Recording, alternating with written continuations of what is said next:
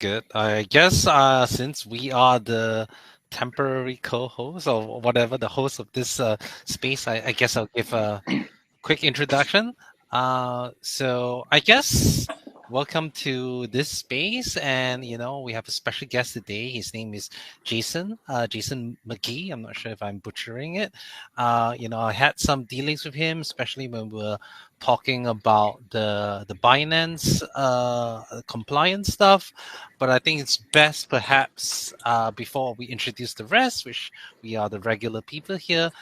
Maybe do you want to give a quick introduction of yourself, Jason, and I guess your involvement with Zcash? Yeah. Yeah, thanks again for having me. So my name is Jason McGee. My professional background, I spent 15 years working in finance in New York, most recently as the head of operations for a distressed debt hedge fund. I got into Bitcoin and Ethereum in early 2017, and then after that year's bull market, just sort of quit my job and decided to focus on crypto full time. And then started trading and investing, and eventually got into Zcash. Over the years, I've sort of become like a active member of the Zcash community, who's worked on a number of different initiatives related to community and governance. I'm a member of the Zcash Community Grants Committee, which I've been doing for the past 3 years. And basically, what they do is they provide they provide funding to independent teams to build on top of Zcash. So, like, we funded a bunch of cool projects like um, educational materials and videos, like community building initiatives, wallets that support shielded ZEC. But our biggest project has been the Zcash Shielded Assets, which allows anyone to mint a private asset on top of Zcash and should go live at some point in 2025. One other thing is I founded a Swiss-based organization called Shielded Labs last year, just to sort of help decentralize the Zcash ecosystem, make it more geographically diverse. Cool thing about Shielded Labs is that it is the only organization in the Zcash ecosystem that's funded solely by donations and not the Zcash Development Fund, which is 20% of the block rewards. Um, and there's a couple projects that we're working on, but one of them that's received a lot of attention is moving Zcash to a hybrid proof of stake model. So I'll stop there. Cool. That sounds really exciting. I mean, any idea? If I'm not mistaken, the shielded assets was it's done by QEdit, right? It's Yeah, get it. Yeah, cool. All right. I guess yeah. but you have something similar built for Firo, right? Yes, yeah, we're building it out. I think it's also started for launch in 2025 as well. I mean, obviously, Okay. we're quite curious, I guess, what the differences are. But I think the topic today, which is the big topic, I guess that all of us should be Yeah. asking, is. I mean, I think the topic's a bit unfair to Zcash. I think it's just like why privacy coins haven't taken off and should they? I guess the first thing we should talk about is, do you agree that privacy coins have been taken off? Uh, or do you agree, and why do you think that's the case? So I guess, like, yeah, maybe Jason, you can start and then we go around the table. Yeah. Yeah, I mean, I think it's definitely the case that privacy coins haven't taken off.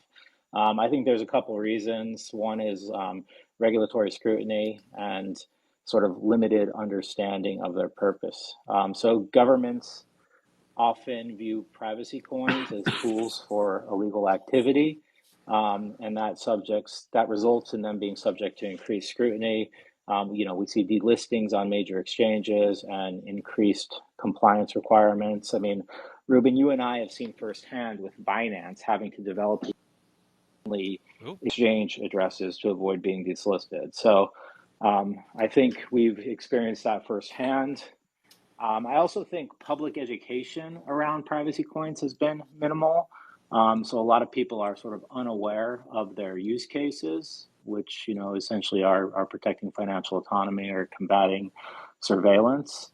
Um, and like sort of like I've got a bunch of different views on like sort of shifting narratives to just sort of instead of thinking of things as like abstract privacy, thinking them as like tools against or to combat surveillance that I think would be helpful. But Um, I don't know. Should I stop No, there, no. or I should mean, I like, keep? I think it's also interesting, especially given the fact that although we have complied with Binance requirements, both of us Yeah, still have the monitoring tag on. And I don't know about you guys, but it seems like there's no clear date as to when that is removed because of the continuing regulatory uncertainty. I'm not sure if you're able to speak on that. Is that the case? yeah. I mean, no, that I don't know like Yep. indefinitely, but I tell you this. So a bunch of privacy coins were put on the monitoring list, including Zcash and Firo. Monero was on there at one point. Monero refused to do anything. Yep. Like they're privacy by default, so they were ultimately delisted. There was another project whose what was it? It was the Mobile coin. fork of Zcash. No. Yeah, which it was. I can't remember the name of it, but like Barry Silver was a holder of it, and it was sort of like Oh, Horizon. um, That's right. yes, Horizon. Yeah. And so they removed all They the they privacy made a big features from their change, protocol. right? Yeah. Yeah. So then they got removed from the monitoring list. So I think so long as like Firo um, and Zcash continue to offer privacy preserving properties, like we're going to be on there. And it's better than it sucks. It definitely sucks, but it's better than being delisted, right? Because there's a lot of liquidity there. The funny thing is, PIVX is not on the list, and you guys have privacy too. Ha ha Yeah, how did that Read it happen, in Yen? wheat. Read it in wheat. ha. I know the reason, but I'm not going to say. uh, but yeah, I mean, like it's not anything bad about PIVX. I mean, it's just the name of the game. But it's just like, obviously when the community members start asking us, like, hey, this is a privacy coin. Why don't they have it? And we're like, I can't say too much. Like that sort of thing, which is kind of frustrating. But I think it's just a really interesting state of affairs. And I also noticed that I just came back from DEF CON in Bangkok and I actually attended a shielding summit.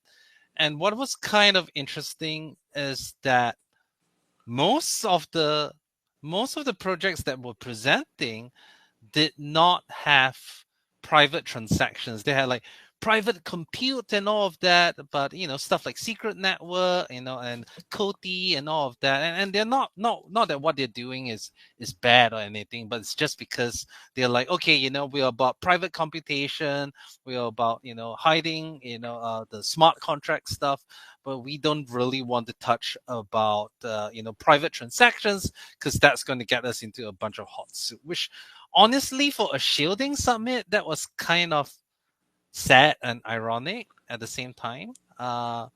But yeah, maybe Yanachal, you want to go ahead and weigh in on whether you agree whether Sure, privacy sure. coins are.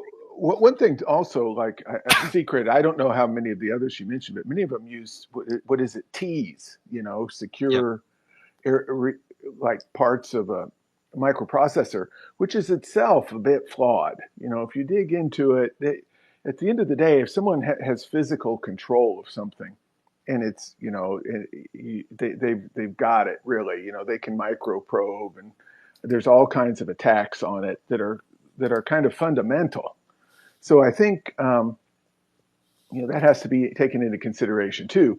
I would, from the perspective of privacy coins not taking off, I think there's like a couple of time frames to look at here. There's the whole history of cryptocurrency, and then there's like recent events.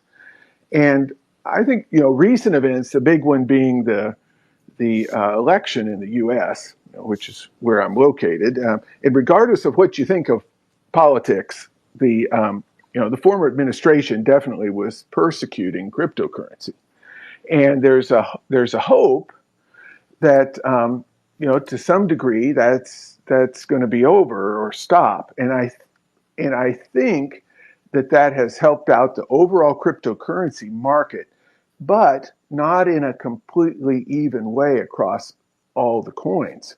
I think that relieving like this worry of an attack has especially boosted cryptocurrencies that tend to be more centralized and were more vulnerable, we could say, to to like a regulatory attack by the U.S. I think we've seen, for example, a big boost in Solana, right? Solana's, arguably not completely centralized and vulnerable. And the same thing with Ripple, right? We've seen a big boost in Ripple, and where in the opposite is privacy coins. Privacy coins, like some, like you guys, like Zcash and Even and Monero. Firo, you're kind of, you're trying to work within the system. Monero is just living completely outside the system, right? And Monero is also kind of to some degree unstoppable or very, very difficult to stop because even the hardware they run on is CPUs, right? So you have this sudden like warming or softening, or at least perceived, of the regulatory environment in the U.S., which is a very big market, and that softening is boosting the disproportionately the coins inside the system and more centralized that would otherwise be vulnerable, and that's costing some the coins that are outside the system because it seems like there's not as much benefit maybe of being resistant to attack as there was before. That'd be my take on kind of the near term phenomenon. Interesting. Yeah, Cup, do you want to weigh in on that? God, all three of you have said different things that there is something you've said. Basically, I feel a bit blocked right now because each of you has said things that I just want to follow up on. I'm going to go back to the original. I'll go to the original question because I have loads and loads to say, and I feel like this could easily be like a 2 or 3 hour space. But I'll just kind of start with a framework. Has the adoption of privacy coins, has mainstream adoption of privacy coins failed? I think the right way to address it is, firstly, are there privacy coins? Can you hear him? Yes. Can you hear me? Yes. Yes. Okay. Yes. Okay. Sorry, Ruben, that you can't hear me. So I'll carry on. I think my first thing is, does the privacy ecosystem, so firstly, Jason, my background, I think will probably help because probably in the smallest project in some ways of this group here. So my background is I'm an advisor to the Particle project.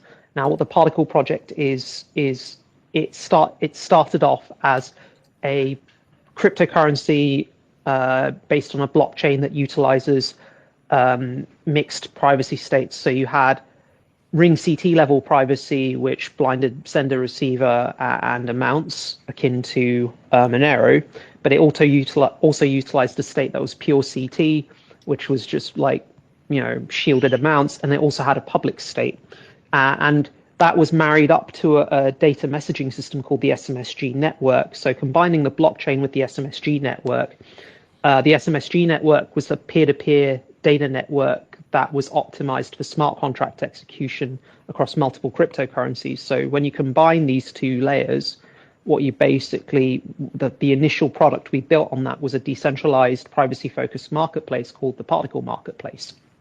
And the aim of the project at that stage, and still very much is, was to encourage non-speculative adoption and usage of cryptocurrencies, in particular the PART token, which is the native coin of the Particle blockchain. So the use of the Particle blockchain for the private buying and selling of goods online. And there were a number of innovations in that.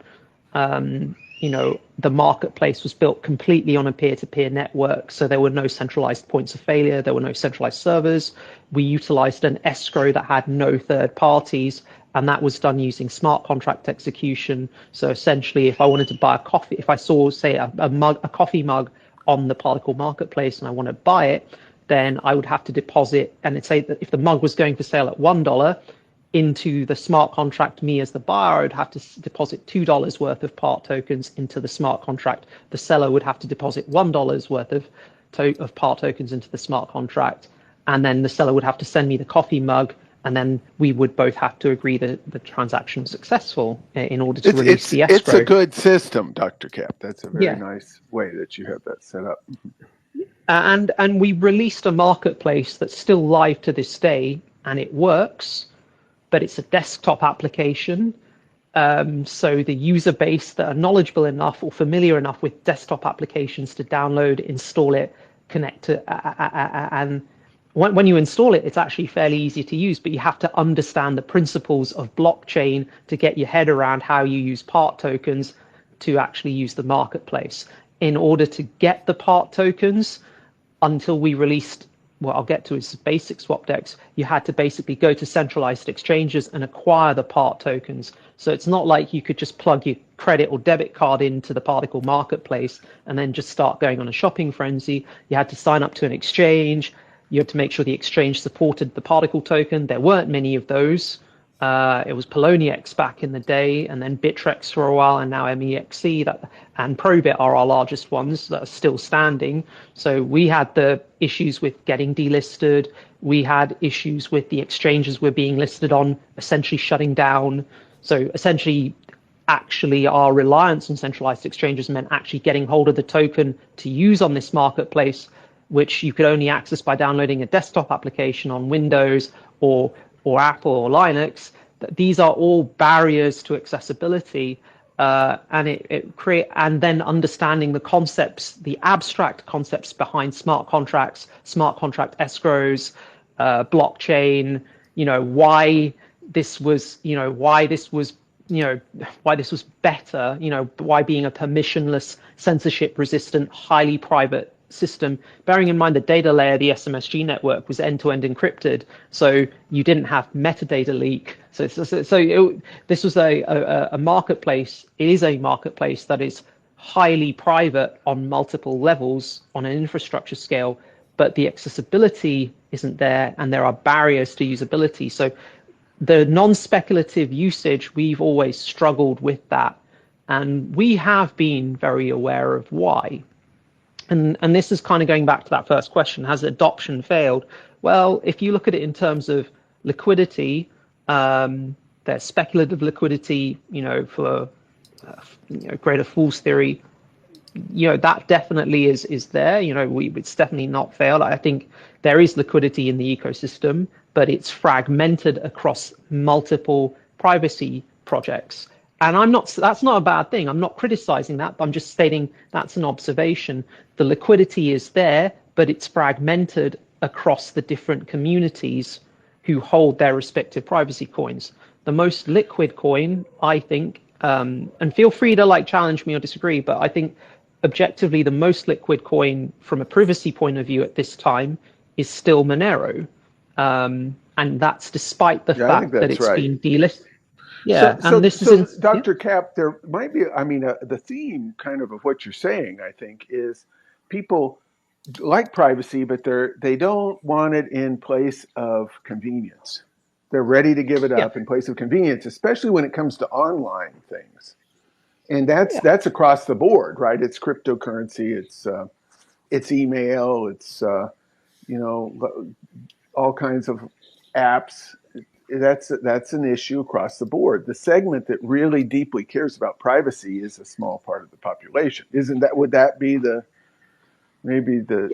theme, like with the marketplace and so forth? Yeah, I think that's true. The thing I was going to start off with is you need ubiquity. I was presenting at the Litecoin Summit, and I had the privilege of meeting the guy who invented PGP. And the way they did it was they just invented it and then they just released it into the wild. And it had been seeded and utilized and adopted by so many email service providers and application stacks that actually it couldn't be regulated out. And they got a lot of heat for that. They did. Yeah, exactly. But it was out there and it was so widespread and so commonly in use. And it was used in such a way that ordinary people weren't necessarily even aware they were using it. It had just been built in at the infrastructure level. So this is the thing. That's the other thing is. So it was convenient. It was convenient because it was just being adopted for security purposes by infrastructure providers, but it was providing privacy as a consequence. And the end users didn't necessarily have to know that. I'm just trying to think. S&P. I'm looking. thinking back on email protocols, the early email protocols, they didn't have, end-to-end encryption. Proton Mail, it's a brilliant service because it has default end-to-end encryption. It has multiple privacy filters built in, but you don't need to know any of that, and you don't need to necessarily even care about that, because if you sign up to Proton Mail and start using it, it's just so intuitive and easy to use, and it's free. It's so accessible, and it's free, and it's easy, and that means you can just get on with it. You just need to know it's an email. I think one of the things that, especially when we're talking with cryptocurrencies, is that, especially now with the current user experience of cryptocurrencies, like, I don't know if any of you have used Bitcoin lately, and it's actually like, pretty horrible, right? Like, it's like it takes forever to confirm and all of that. And now expensive, and now, which is one of the reasons why Solana is taking off and all of that.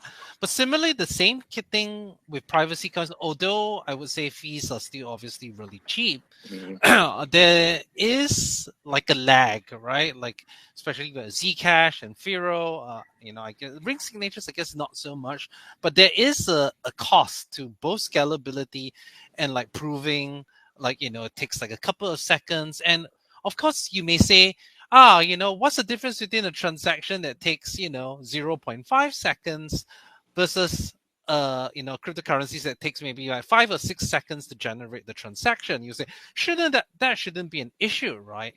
But if you are the user and you using this, you will feel the difference. It's like, this feels like a bit sluggish, and it takes X minutes to confirm versus like seconds on Solana. When I do a swap, it confirms in a couple of seconds. And like, for example, with Zcash, with the first iteration, it took like 30 seconds, and now of course it's down to something like 3 or 4 seconds, like in actuality. But like the early, so I think one of the things that we also cannot ignore is that the user experience of privacy coins generally have to take a step back because of the privacy. And that's also the same case with Proton Mail. Like, if you load Proton Mail, it's a lot sluggish than, let's say, Gmail. You want to do search, it's slow, it's still bearable, but there is a user experience thing. So if you're telling people like, use all these tools, you won't even know it's happening. People will be like, well, if I don't know it's happening, why is this thing a bit shittier than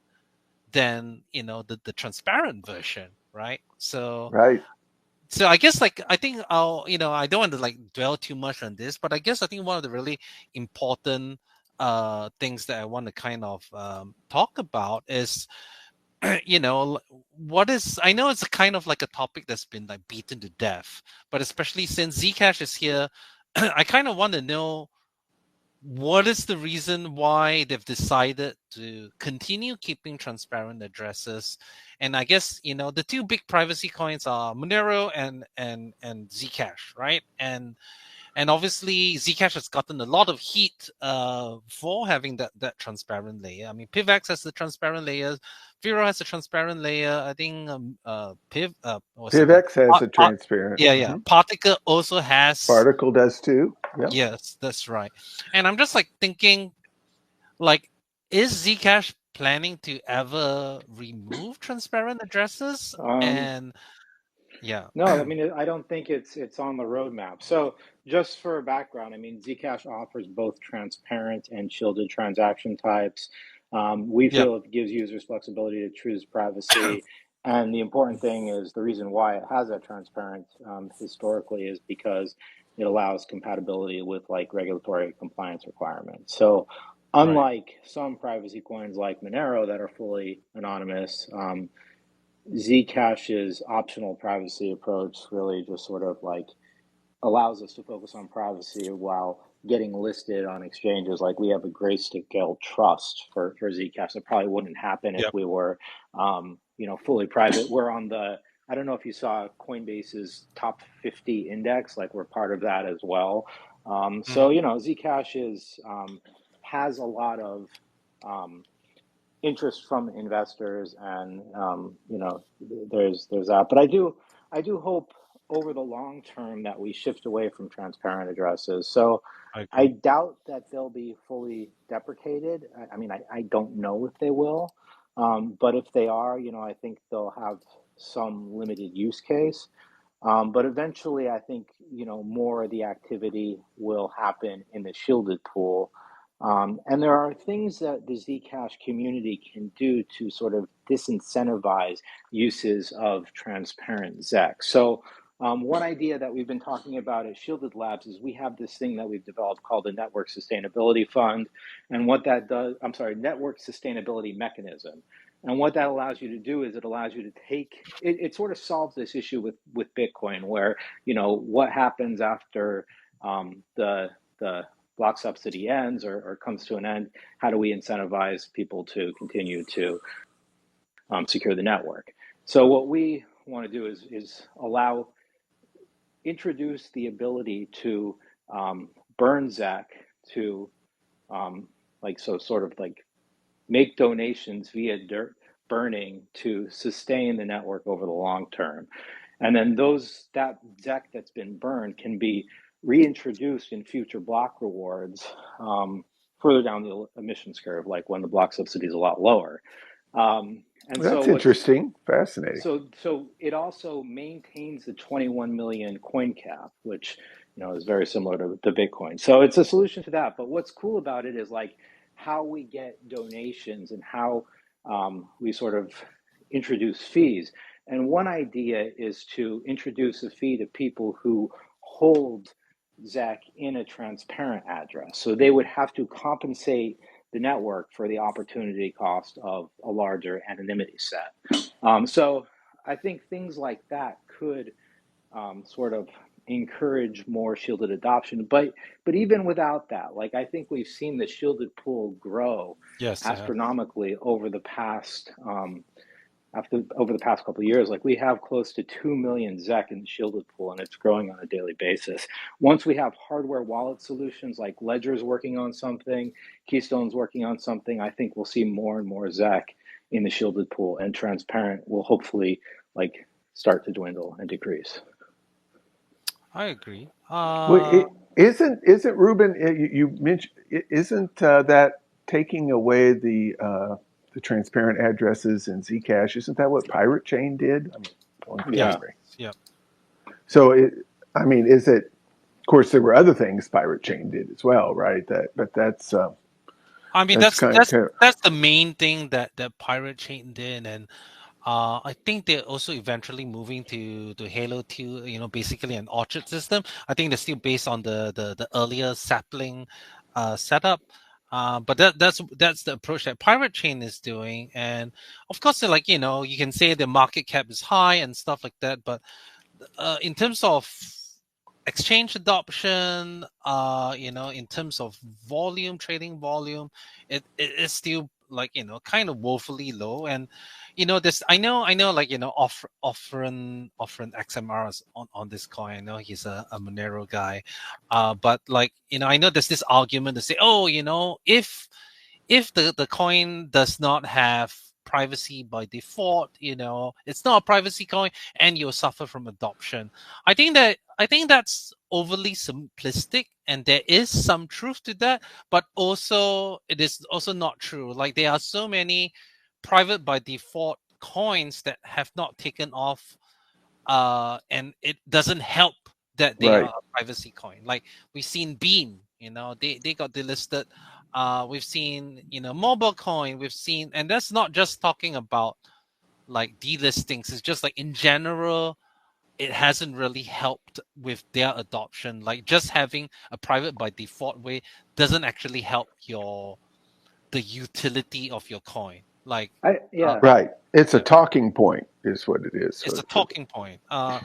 And sure, I understand the theoretical, and there are real benefits to having privacy by default because it's a better UX, right? That means you don't have to yes, with that's all a good this, point.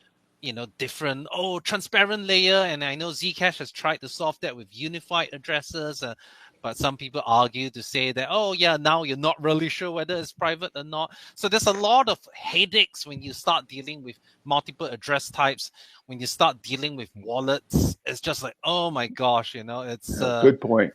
Freaking nightmare, shield, unshield, and then now with exchange addresses. That's exactly why I wanted to come on.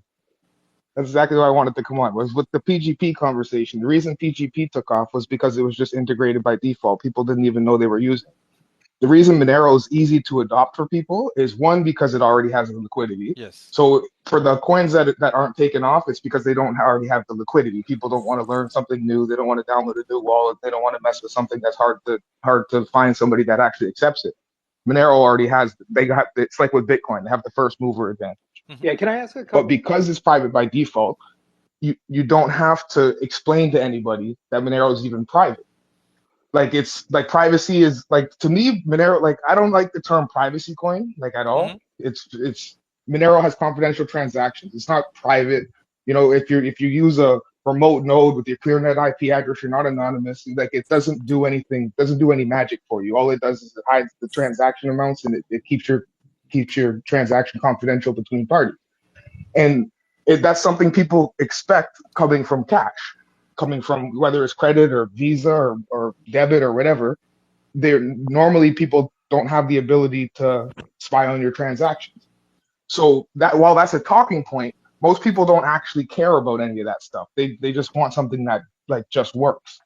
And Monero already has the liquidity for it to not just work. You understand? But all of that's that, why I don't like all of that, yeah. privacy, right? I mean, even like the Monero guys talk, it's all a spectrum, right? Even cash, like you say, yes, you expect, you do a cash transaction, you expect nobody to know, but there are serial numbers on the notes. If you got something out of an ATM, who knows what's being tracked, right? So it's all a spectrum, and it's where you want to be. It's where you want to be. Go ahead, please. That's your point. But that's my point. Is like with cash, you don't take it out of the ATM and then ask yourself, is it going to do A or is it going to do B? You just spend it. Nobody wants to worry or wonder or think about money. It's just supposed to be a tool that's just used. So when you have more than one way to use it, it gets confusing for people, and people don't like that. That's why a lot of Zcash transactions are transparent, is because people don't even think about the fact that there's Z addresses. They just use it however the merchant tells them to. Yeah.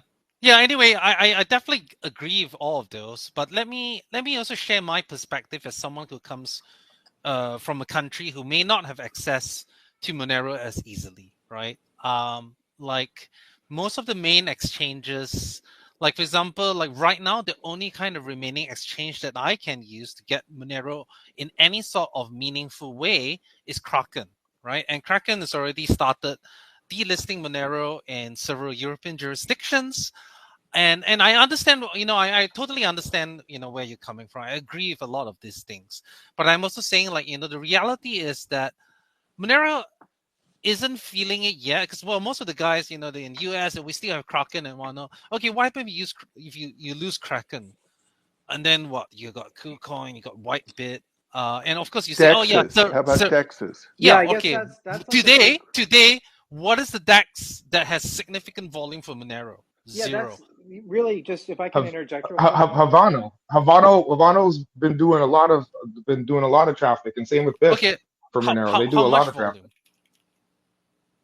I don't remember the latest numbers, but I think it's over maybe 1,000 a week. Monero? 1,000 a week? Yeah, for Monero on Havano on the new network, and for BISC it's a lot more than that. $1,000 or 1,000 Monero? No, Monero. Okay, all right. I mean, like even that, like if you compare, we always like one of the beautiful things about Monero is that you can actually like convert and buy things in real life. You can use it on what was it, Bitrefill, and all these things and they all rely on those centralized conversion points, right? And so I guess it's like once you take away all of those, then the usability of Monero definitely drops. Like all these people buying gift cards. Like if you take a look at the people using Monero today, the purchase of in many of these gift card stocks, Monero is number one over Bitcoin, right? So I would say that even in terms of cash, I think Monero probably is the closest to coming to actually saying that yes, this is being used as digital cash. But even then, it still requires that centralized conversion. And if you take that all away, I think that even though, yes, there may be solutions, they might be the Sarai and all these other things, but it's definitely going to hurt adoption. Like we cannot have integrations with a lot of merchants and all of that. You're relying more on the indie merchants or to create circular economies, right? Which of course sounds great in theory, and this is something I would say Monero should definitely champion. But at the same time, when you're talking about mainstream adoption, that's definitely a huge a kind of like a huge downer, right? So, and not to say that any of us have succeeded here, and even with our centralized exchange listings, I mean, of course, we can use Firo to travel and buy a bunch of things, but those still also rely like centralized exchange backends and stuff like that. So anyway, that's just my 2 cents. I definitely support Monero going the maximalist route to say that we we have to like protect privacy. We're not going to comply. I really like that attitude, and it Yeah, makes sense. that's it. That's a lot of what it's all about. Yeah. When it comes to delistings and stuff, the reason we don't care is because it's like a political statement. We're not going to change the way crypto's supposed to be Yeah. because some government doesn't like it. That's not the way crypto's supposed to be. The government's supposed to accept it the way it is, and it would be nice if other coins joined along and sticking by their own principles. Can I ask? You know what I mean? Yeah. It's like if because Binance messaged some people from Monero and said we giving you 24 hours to respond as to whether or not you're going to remove privacy completely. Hmm.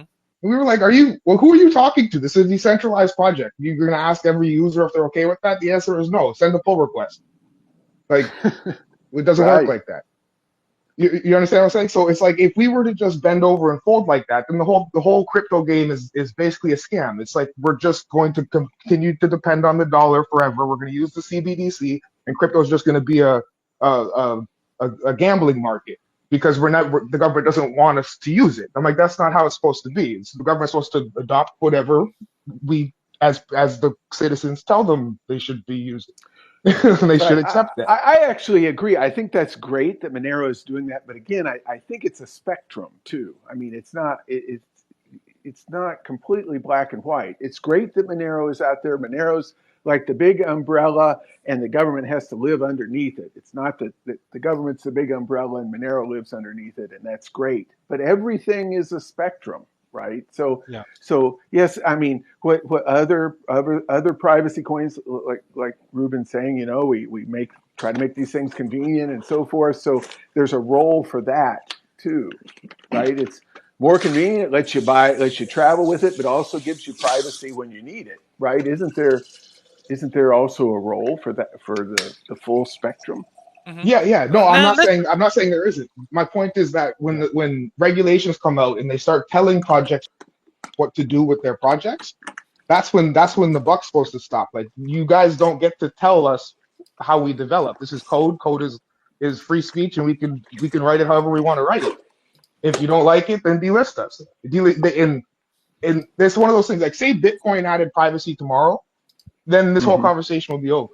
They Yep. wouldn't. They wouldn't. They wouldn't delist. They wouldn't delist Bitcoin. They would get. I They would jump on the Bitcoin bandwagon. But instead, they've taken over Bitcoin and ruined it so that people can't use it.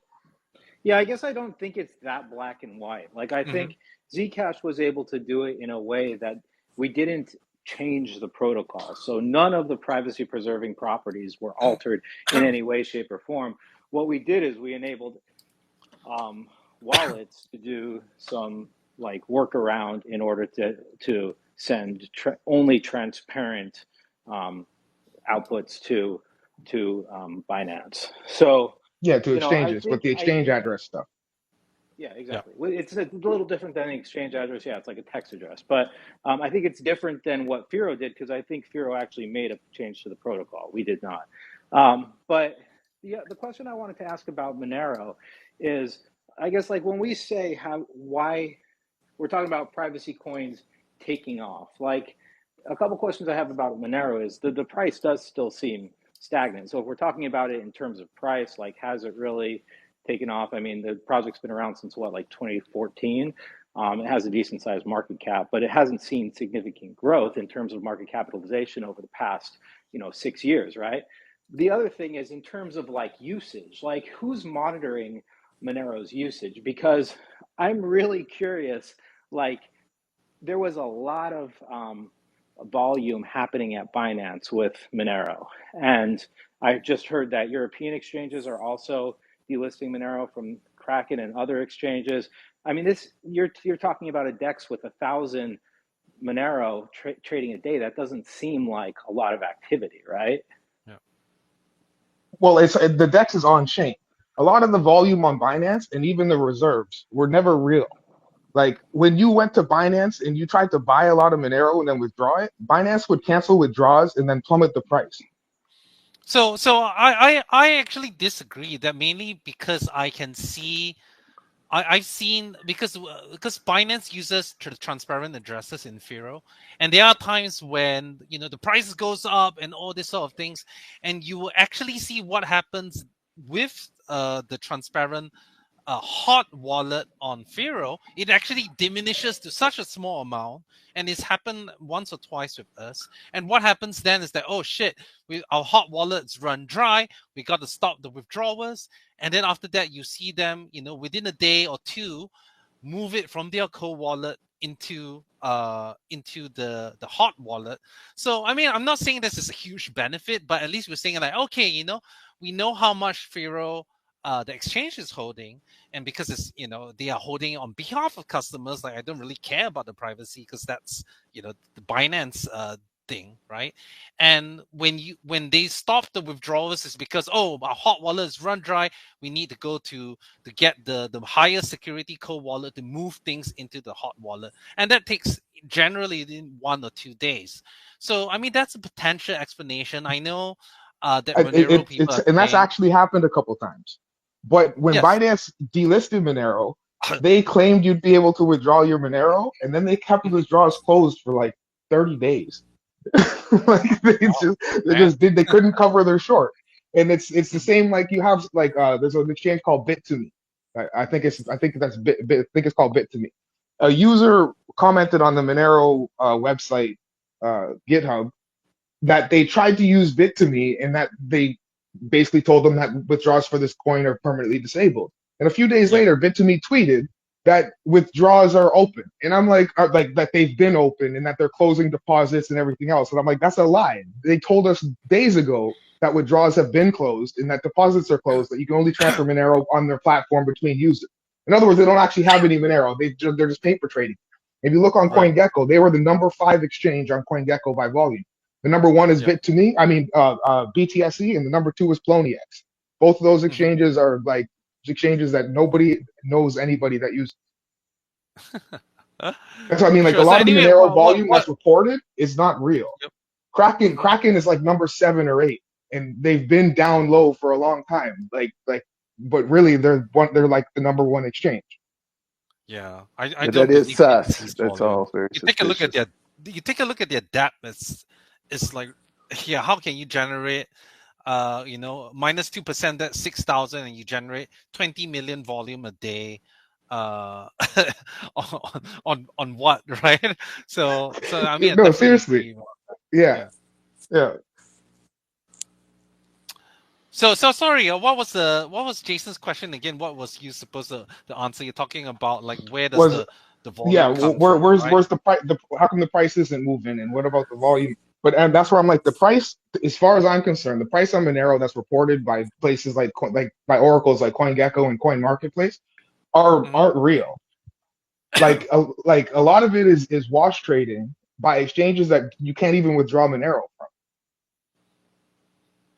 But even if you say if it's not real, you can buy and sell at that price. So it's like Well, it you is can still a buy and price. sell on paper. You can log into the exchange and make buy and sells, and they'll report that to CoinGecko, and No, CoinGecko but will report that that's the number 1 exchange, and it'll be weighted as 20 to 40% of the volume.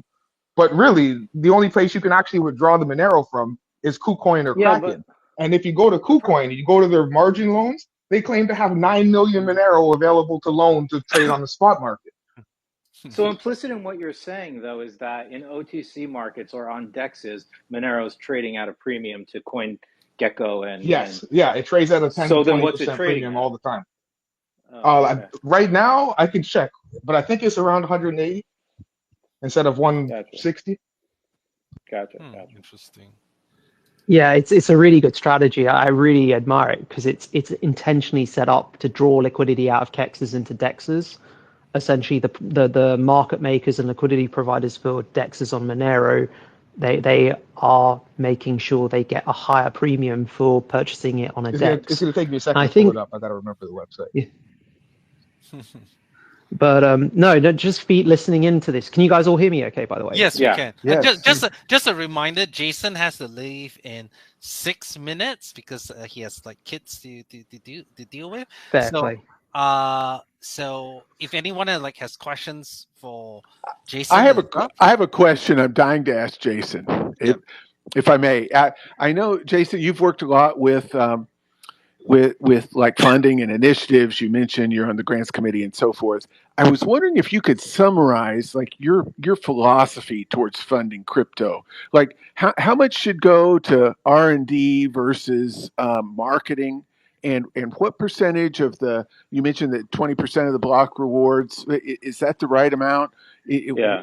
What percentage should go? I'd love to hear a top level philosophy on that while you're on.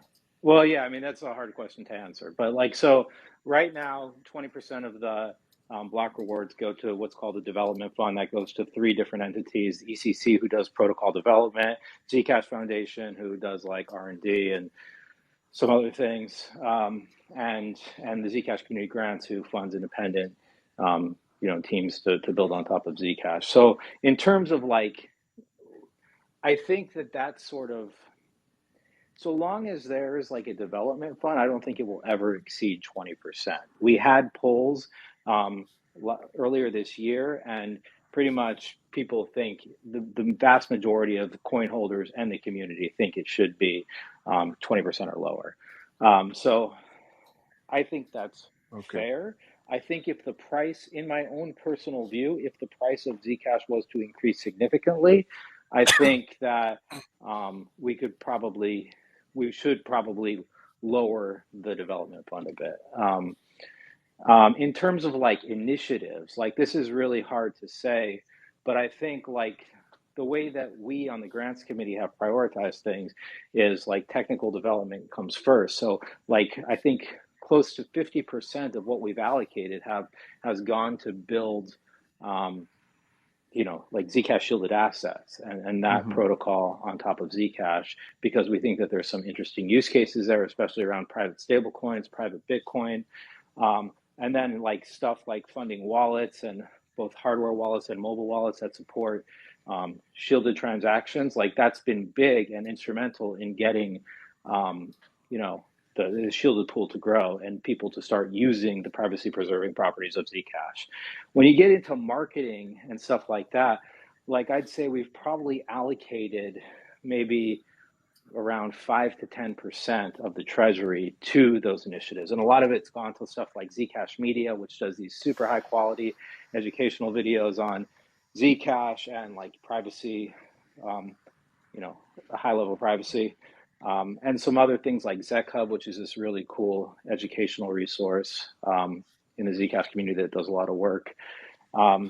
So does that answer your question? Yeah. So it does.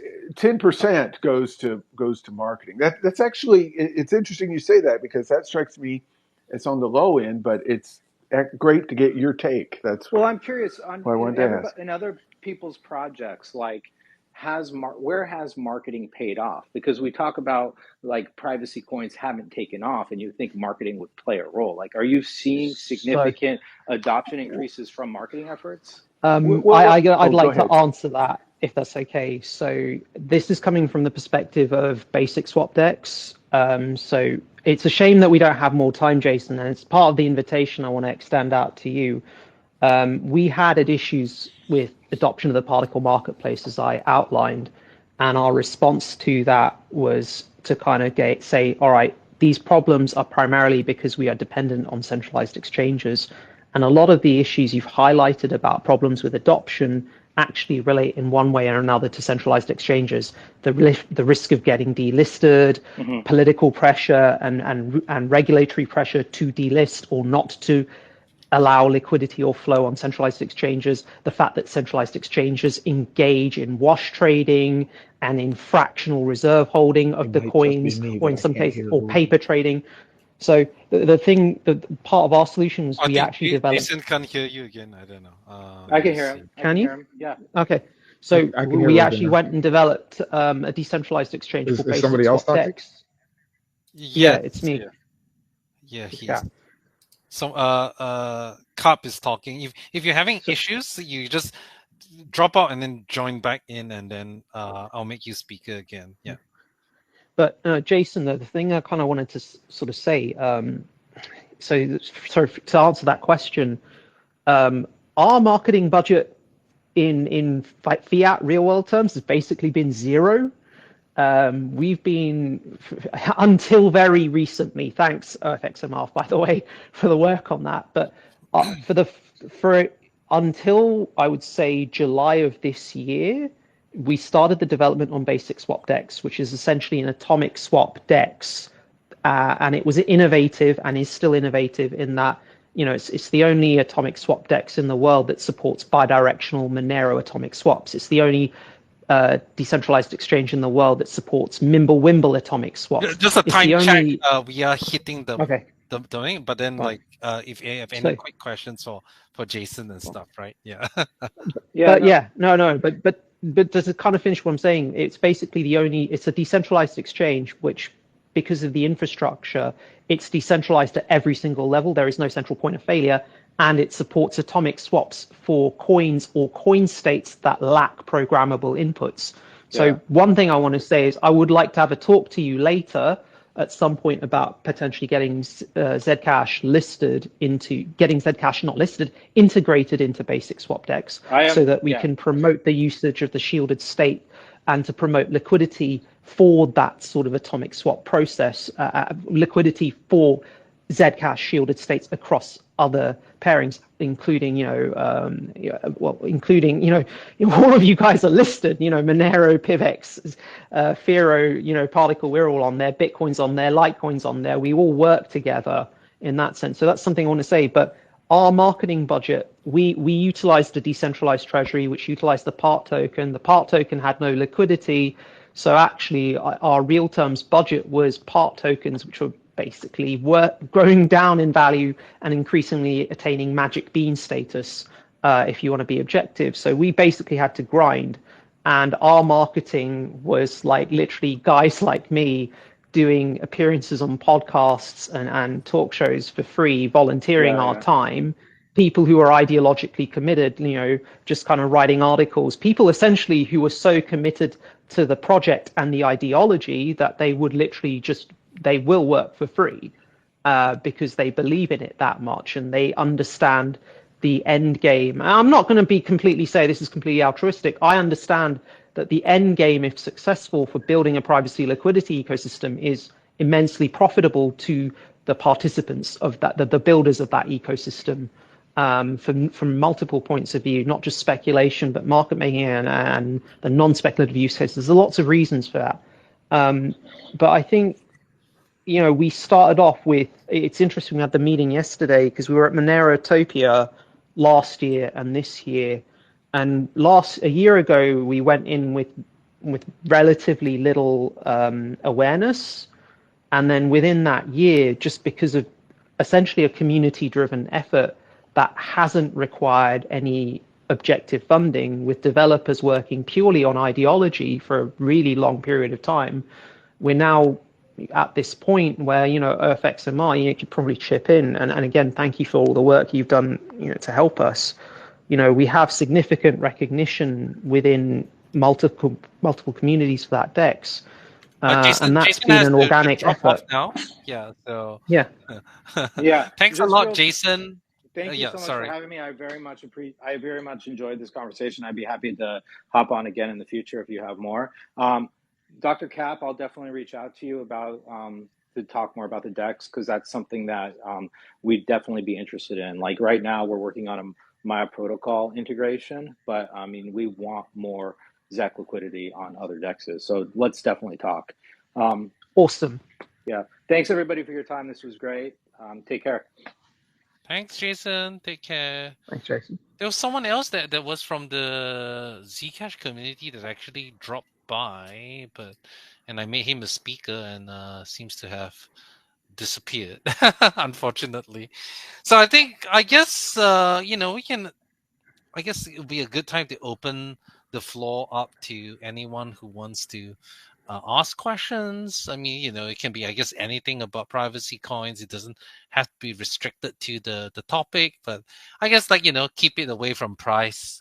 That's not exactly the stuff that we're discussing here. So I guess if anyone has any questions, okay, they can put their hands up and we will make you a speaker to talk.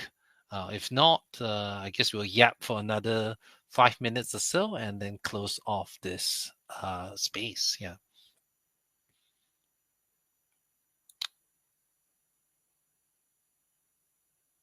So I guess, if does anyone have any questions, they can, raise their hand. If not, I still don't know how to pronounce your name. Offren XMR. Maybe you can tell me how do I say your name? Offren XMR. Oh, you're not a speaker. That's how you say it. Offering.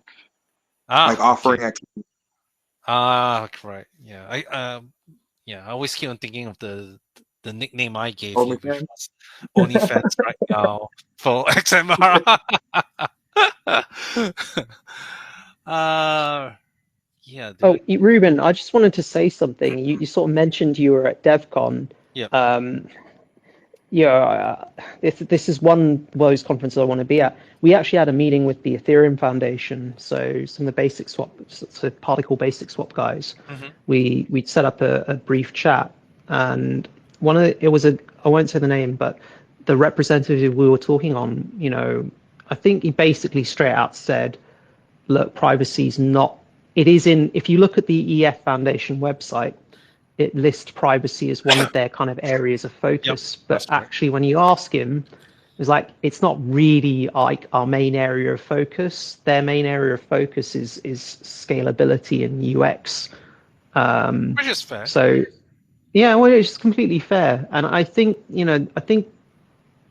a lot of what we discussed here, there is definitely a political element. What is the political ideology of your blockchain? What's the political mission of your blockchain? Your political mission does not have to include privacy. And I think, the one observation I made through all of this is all of us in this discussion, including Jonathan. Actually, I wanted to ask him how he got specifically into ZEC, given that there were other privacy coins, and hopefully that will be an answer I can get another day. But He's not part of the Zcash core team. Is community grants and he was the one that was dealing with me and Binance on the exchange address stuff. So that's how I kind of know Jason. Yeah. Mm-hmm. But no, I just wanted to really understand what made him choose Zcash specifically as his project, because we all have our reasons for how we've picked our particular projects. Yep. And we all still come together. That's the interesting thing. So from an ideological basis, we're all here because we understand the value of privacy, and we're willing to put up with the bullshit that comes with building that ecosystem, because there's a lot of accessibility issues. There's a lot of liquidity issues. There's a lot of regulatory issues. There's a lot of political issues. There's a lot. Ruben, you said it yourself on Twitter, there's persecutory issues that you get from being involved in this space. There's so much bullshit and hassle that you have to be ideologically committed to actually to work in it, to stay in it. And I feel like if we're going to achieve that road to mainstream adoption, I feel like this is perhaps partly why Monero have managed to go as far as they have, and it's credit to them, is because they are that ideologically driven. They're focusing on they understand that the original decision makers, the builders behind Monero, understood their core demographic. They understood the people who were going to get behind them and why, and they kind of, I feel like that embrace of our ideological group first to then build the solutions that become ubiquitous and just usable and people use them anyway, I feel like we've just got to go through those stages, and that's all I really wanted to say. Yeah. Sure. Yanisha, For any Monero, oh yeah, sorry, go for ahead. Monero, I think it's that we, at least I, want to protect the people that don't know they even need to be protected. Yeah. So it's not about a privacy coin. It's about people, like, I know a lot of people that use transparent coins that think that, like, I've been paid for, like, I've sold stuff on Craigslist and people paid me in Bitcoin, and I told them after they paid me how much their balance was. And they were like, "What?" And I was like, "You don't know how Bitcoin works, right? Like, it's, you should have paid me in cash." They're like, "But I wanted to pay Bitcoin." I'm like, "Next time use Monero." Like, why? I'm like, just use Monero. It works. It's cheaper. It's faster, and you don't have to have a PhD to understand what's going on. It's just going to work the way that you thought it was going to work. Cool. Yanisha, any closing thoughts? Well, I'll add to that. It is sometimes remarkable how people who use Bitcoin don't understand the exposure they're giving themselves. I've literally met people that said, "Well, I sent it to my ledger first, and then I sent it here," and I was like, it's you can go right online and trace it all back, and they're surprised. So I agree with that sentiment. You want to make it. You want to make it easy for the user. I think, so Monero does that by everything's private. PivX is among the coins that has transparent and private, and I think that that's that's an important niche too. It strikes a balance. It lets you do some things transparent. It lets you do some things private, and the wallets make it clear when you're doing something private. So it's it's easier on the user, and even having that there lets people avoid the mistakes of Bitcoin, where just everything is transparent. So that's what I'd add. I think Yeah, one misconception with Monero, when we say privacy by default, a lot of people in Monero take that to mean privacy only. But privacy by default means by default. It means, like, a lot of coins by default are transparent and privacy is an option, where it should be privacy first and transparency an option if you want to go the transparency route. And what Right, that right. does is With it Monero, you means can share view keys, right? no, you You you can, can't only the only incoming the view incoming key. transactions are Yes, viewable with that's the view key. With the full chain but membership but proofs but hard fork, you'll be able there to is share. information. But with the view key, Yeah, it exposes everything that comes in. But you can share. I forget the word for it, but you can share the information that key lets you images. see an outgoing transaction. Yeah, the key image, right? That lets you see Yeah, outgoing too. Hmm. yeah. But with the full chain membership proofs hard fork, you'll yep. be able to I, have view keys that do both. That you can share your full yeah, I'm history. really looking Oh, forward to that yeah, upgrade. that's That's really nice. cool. Yeah, I think Luke did an amazing job bringing feature parity to existing Monero addresses using the FCMP plus plus. So really looking forward to that. I mean, hopefully it hasn't taken away from Sarai, because I'm also really looking forward to see a usable AMM type of solution there. Yeah, So it so actually yeah. helps with Sarai because Sarai was going to use TX Extra, and because of Yep. the ring signature model, it would have damaged Monero's privacy. So full Mhm. chain membership proofs is sort of like a precursor to Sarai being as good as it Yeah. can be. I mean, I really think the Sarai is a great thing, but I hope also people understand that Sarai isn't private. Like, I mean, it's pseudonymous, I guess, but like once you put stuff into Sarai, your Monero, you can see where it's moving. It's not actual Monero. It's like kind of like a proxy It's a token yeah, that, it's yeah, like wrapped. Yeah, it's like wrapped Monero, and the Monero that's yeah, locked into the protocol is public. yes. That's right. Yeah, I mean there are interesting protocols like Penumbra that are doing like privacy preserving AMMs, but they're like really complicated and so far only support what do you call it? It's Cosmos chains, stuff that supports IBC. So yeah. Anyway, I'm going off topic. We've already passed the 1 hour mark. I mean, I know we started a bit late. So I guess this would be a good time to wrap up, unless someone has a question. I don't see any hands up. Yeah. I think everyone has given off their closing thoughts except me, which, well, I guess I just did. But yeah, great. So I guess we'll call Yeah, it. Yep. one Go good ahead. thing that I like that Cap brought up is that all of us are on basic swap decks, Yes, and that's right. not just privacy coins. Like Bitcoin is there too. So it's Uh-huh. like Right. so like there is upcoming solutions that work for everybody. hmm Bitcoin I, Cash Yes. has been recently integrated, so I I I know this is slightly off topic, but then I just wanted to uh highlight to you guys that obviously atomic swaps have a lot of usability issues. Like, both parties have to be online. If it's with Ethereum, you got to have some Ethereum to do that atomic swap and stuff. And I recently shared in one of our Takes time. chats something that was really interesting, which was atomic swaps, but they use something called pre-HTLCs, which allows a lot of these issues to kind of be solved. And it's called Layer Swap V8. We're talking to them whether to get integrated. It might be interesting for you to just take a look at to see, what's the trade-off there, because I thought it was pretty smart in the sense that, both sides don't have to be online. You didn't even really need Ethereum or like BNB to do these swaps on those EVM compatible chains. So I'll send a link. So I actually really want to get these guys on our next roundtable. That Mhm. would be really cool if we could reach out to them. That Yeah, I would really appreciate. I I'll, read that Yeah. article. It was really interesting. I will share it to you on Matrix offering. Yeah. Cool. Okay, I think that's a good time to end the thing in the space. Again, apologies for the mishap. We're gonna beat up that guy, because He's a dead man. he has a date man.